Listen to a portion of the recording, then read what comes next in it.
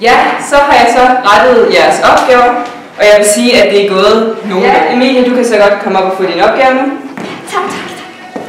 Jeg har lige en lille gave med til dig. Nej, tusind tak. Er den til mig? Ja, da jeg købte den til igen.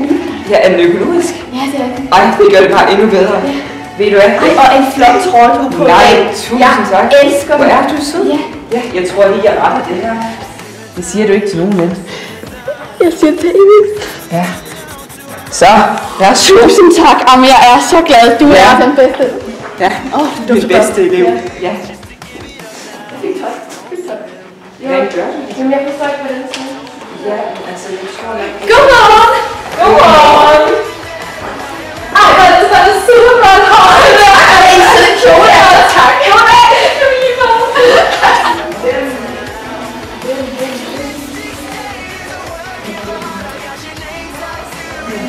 Det må jeg sige, der sko på.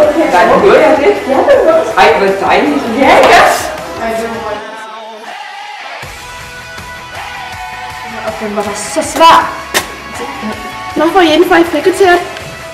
Vi går i overbygningen. Ja, og vi må gerne være indenfor. Min lærer siger, det er sådan, at få dig frisk luft.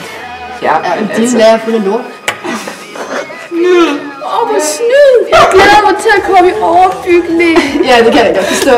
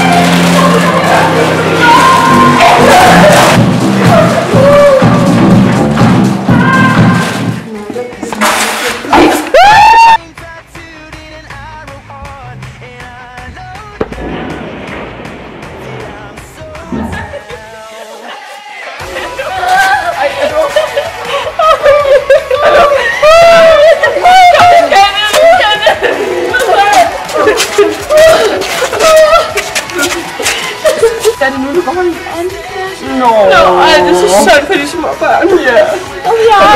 Jeg skal man altså passe rigtig godt på.